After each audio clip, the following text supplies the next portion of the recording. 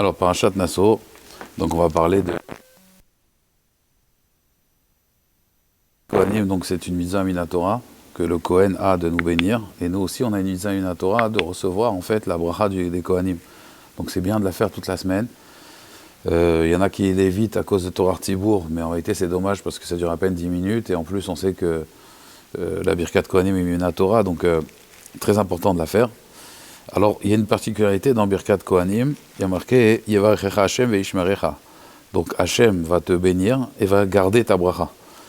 Donc, il va te bénir, c'est financièrement. Rashi dit « Nechasecha », Sheitbarchu, Nechasecha, tes biens.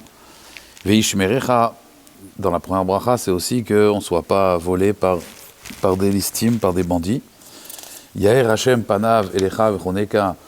Donc, Hashem, il éclaire ta face, et ça c'est en réalité le chodeka, c'est le chen, mais en réalité on parle ici d'après les commentateurs de la spiritualité. Et Issa Hashem panav elecha, Issa panav, ça veut dire que même si on s'est mal comporté, alors Akadosh Baruch Hu, il saura quand même savoir faire nos sepanim, il saura passer sur nos fautes. Veyasem lecha shalom. Donc la première bracha c'est de la matérialité. La deuxième, c'est de la spiritualité. La troisième, c'est si on a fauté, alors Akadosh Baruch Hu, il aura de la miséricorde pour nous. Maintenant, il va calmer, comme il dit Rashi, sa colère. Le Balatour, il me dit qu'en vérité, les trois brachot, une c'est par rapport à Abraham, l'autre c'est par rapport à Yitzhak, et la dernière par rapport à Yaakov. Mais l'idée principale, c'est que on voit que c'est au singulier. Yevarechecha Hashem ve'ishmerecha. Hachem te bénisse, te garde. On aurait pu dire, puisque les Kohanim bénissent le Ham Israël, on aurait pu dire Yevarechechem, Ve'ishmerechem. On aurait dû parler au pluriel et pas au singulier. Donc pourquoi cette différence dans la bracha? Pourquoi la Birkat Kohanim, d'accord, elle se fait au singulier et pas au pluriel? Qu'est-ce que ça cache? Alors bien sûr, pour qu'on puisse recevoir la bénédiction des Kohanim, en vérité c'est Va'ani Avarechem, c'est Akadosh Baruch Hu en vérité qui nous bénit. Puisqu'il s'est marqué après, Vesamu, et Shemi, vous placerez mon nom. Al Ben Israël, Va'ani Avarechem, c'est moi qui les bénirai. C'est-à-dire qu'en réalité, quand les Kohanim nous bénissent, en réalité, c'est Akadosh Baruch Hu qui nous bénit à travers les Kohanim. D'ailleurs, même quand ils mettent les doigts, en vérité, ils font des espaces entre les doigts quand ils font la bracha. Il y a 4 espaces, c'est par rapport à Yud. Ici, ils mettent le Yud, le He, le Vav et le He. Le Vav et le He. Donc, si vous voulez, ils séparent leurs doigts pour faire la Birkat Kohanim, pour que ce soit Akadosh Baruch Hu qui puisse faire en réalité la bracha. Mais pourquoi au singulier? Et surtout, on va essayer de comprendre. Il y a un midrash très étonnant, puisque au début, quand Kadosh Baruch Hu il dit à Moshe d'inviter donc les Kohanim à bénir le Ham Israël, il leur dit Ko ainsi tevarechu, ainsi vous bénirez le Ben Israël. Ko tevarechu. Et il y a un midrash qui dit que ce mot Ko, donc Kaf-E, il est employé dans la même chose dans la Kedat Yitzhak. Avraham, il dit Vayomer Avraham el Narav, il dit Avraham à ces jeunes hommes, ses serviteurs, c'est-à-dire on parle de Eliezer et d'Ishmaël, chez vous lachem po imachamor, restez là avec l'âne, Va'ani ve'anahar, et moi et mon fils et le jeune, Nelcha ad Ko, on va aller jusqu'à Ko. Qu'est-ce que ça veut dire aller jusqu'à Ko? Et là il y a marqué Ko, le Midrash il dit de la même façon que c'est marqué dans Avraham Ko, ici aussi c'est marqué Ko. Alors on va essayer de décoder. On va essayer de décoder ce ko. Alors, l'idée du ko, en vérité, Rashi nous dit que ad ko, ça veut dire on va marcher une petite route.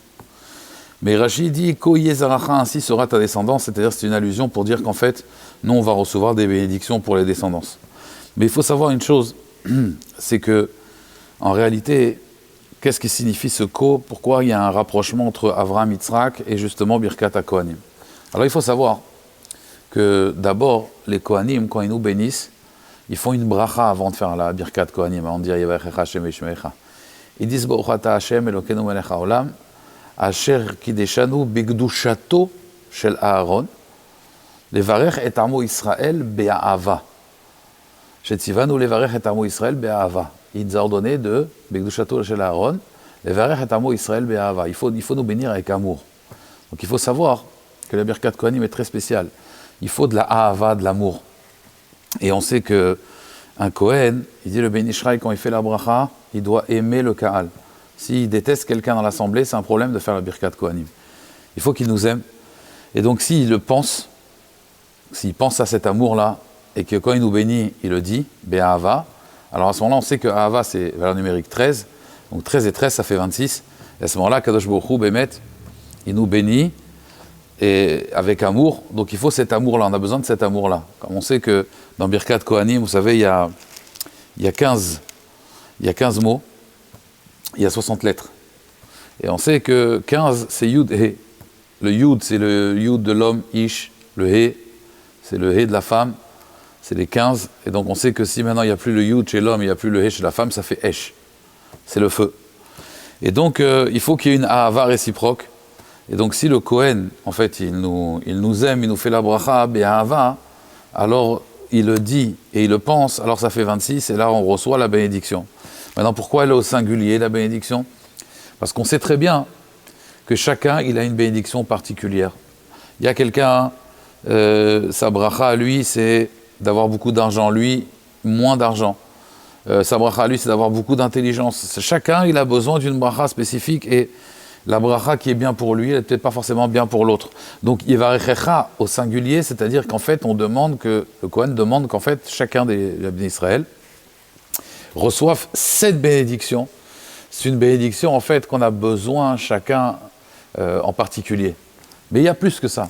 Midrash nous raconte qu'en réalité, pourquoi il y a marqué Ko dans les deux endroits? Parce qu'en réalité, il faut savoir que la meilleure bénédiction pour un homme, c'est que son fils suive son chemin. Vous savez, plein de fois, il y a des boutiques de père en fils.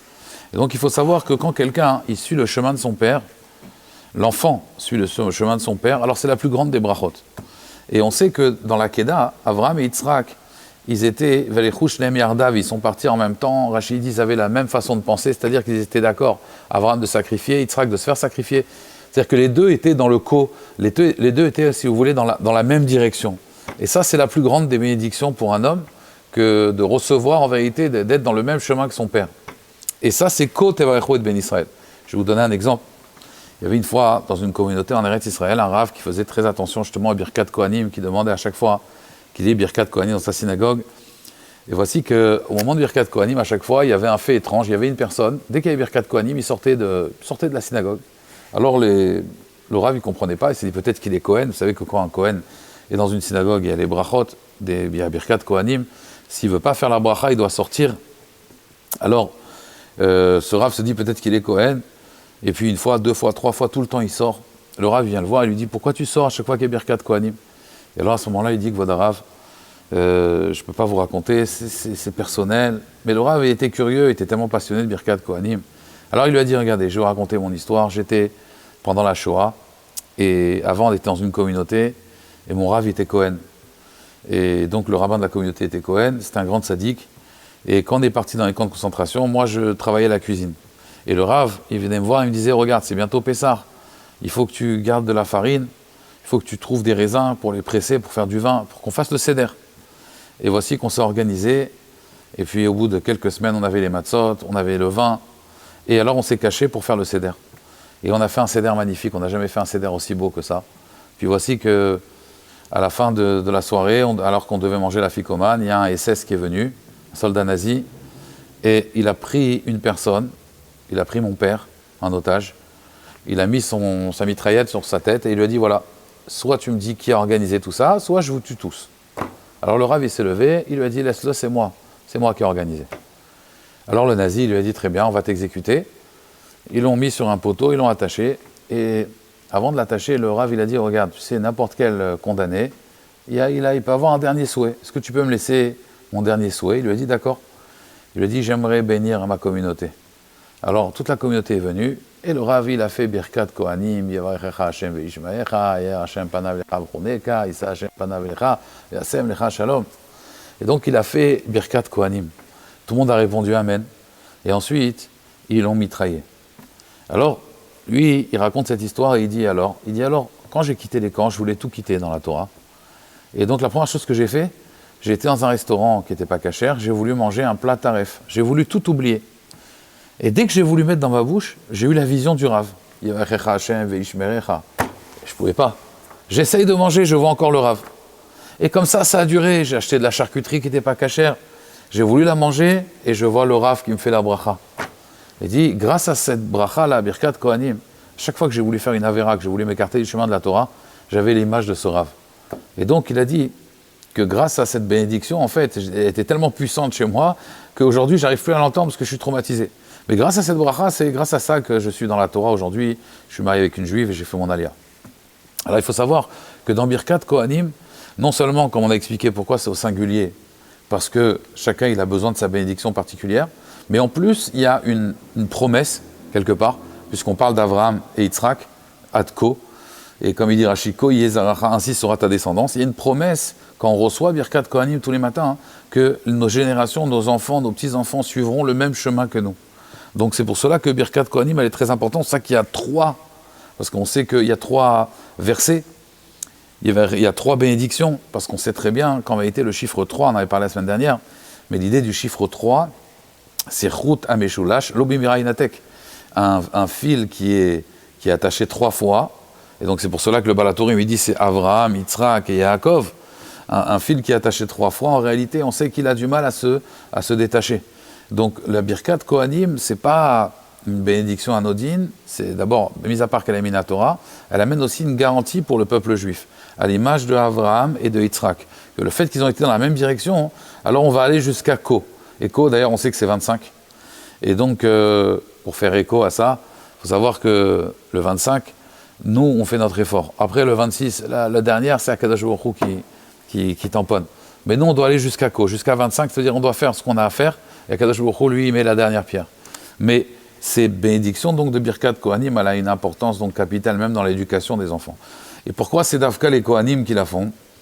Parce qu'on sait très bien que pour bénir quelqu'un, dans Mishlé c'est marqué Tovain hu mevorach. Il y a marqué Tovain, celui qui a un bon œil, hu mevorach, il est béni, mais en fait la Gemara elle dit Al tikre hu mevorach, et là hu yeh mevarer, c'est lui qui bénira. Il faut avoir un bon œil. Quand quelqu'un vous fait une bénédiction, il faut qu'il ait un bon œil, il ne faut pas qu'il soit jaloux.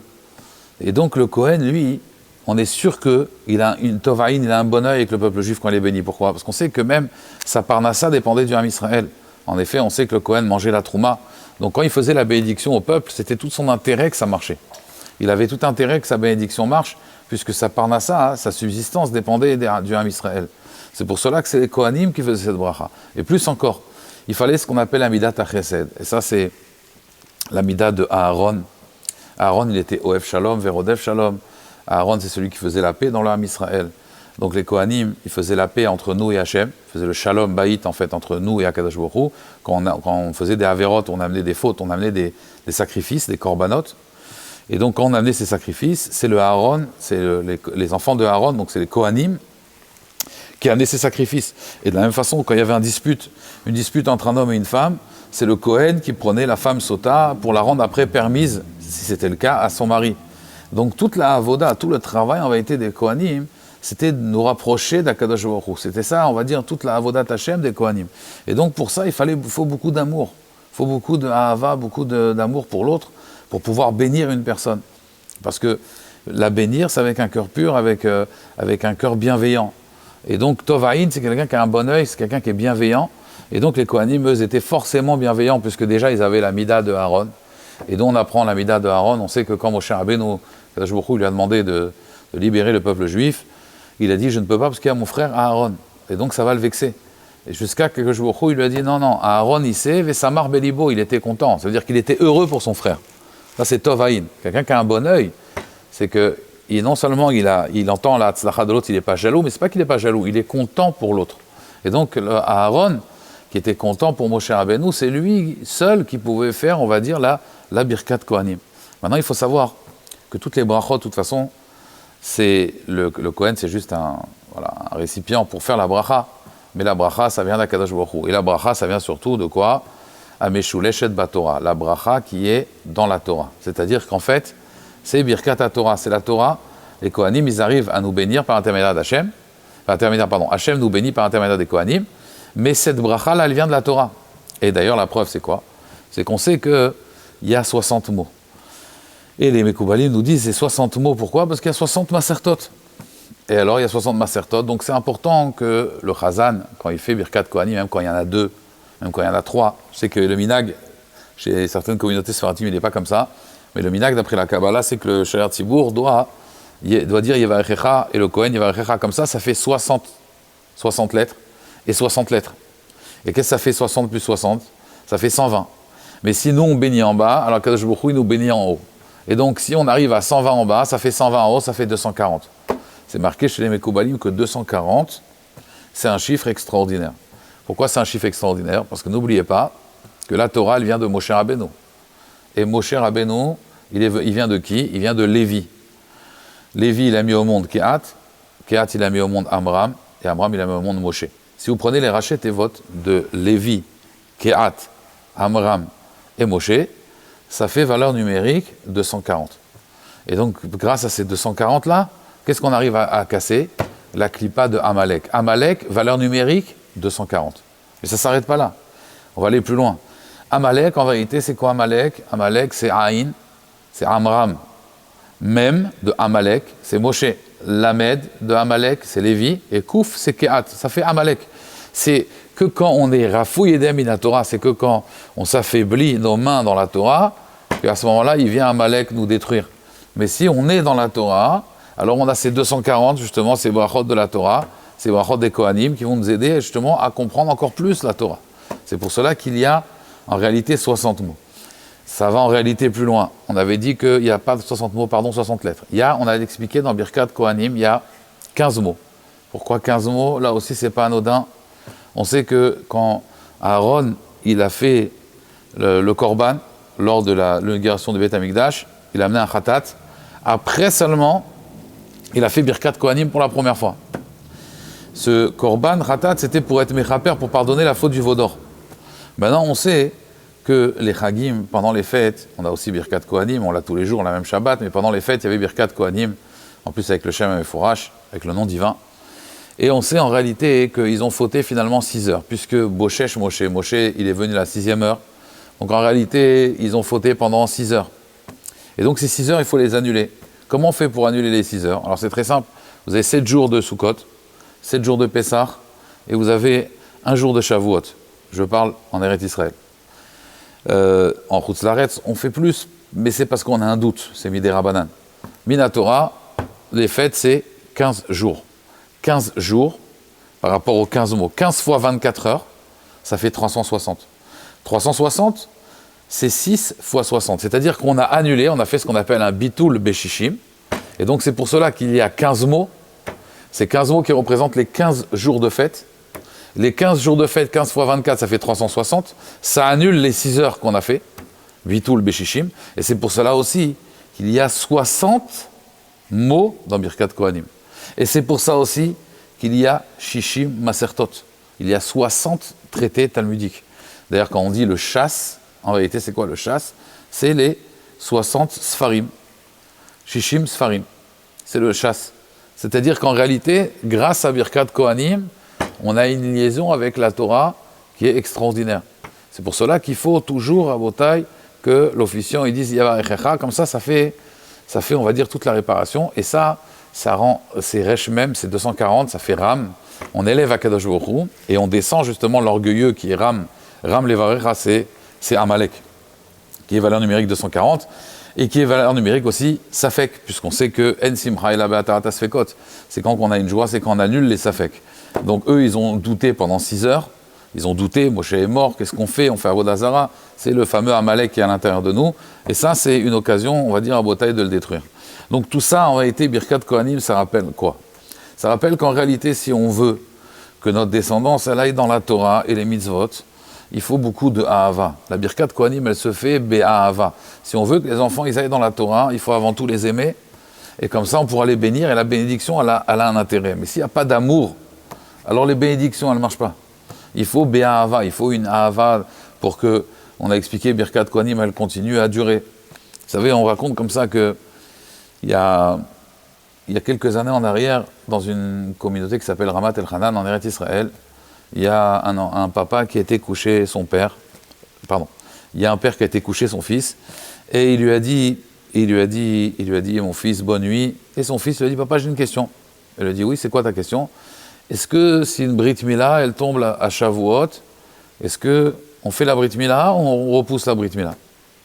Il a dit, Même si ça tombe Shabbat, on fait la Brit Mila. Pourquoi tu me poses cette question? Il me dit non, comme ça, papa, comme ça. Le lendemain, pareil, papa, j'ai une question. C'est quoi ta question? Si une Brit Mila, elle tombe à Shavuot, est-ce qu'on repousse la Brit Mila ou on fait la Brit Mila? Il a dit oui, on fait la Brit Mila. Il a dit mais pourquoi tu dis ça? Il dit parce que moi j'ai calculé, maman elle est enceinte et dans 2 mois, Bezrat Hashem, elle va avoir un garçon et donc ça va tomber certainement Shavuot, la Brit Mila, et je voulais savoir.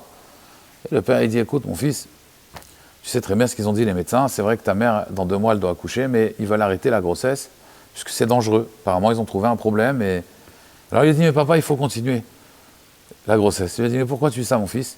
Tu n'es pas médecin. Il dit je suis pas médecin papa, mais tu sais j'étais à l'école et on m'a fait honte. Et quand on m'a fait honte, j'ai rien dit et j'ai prié.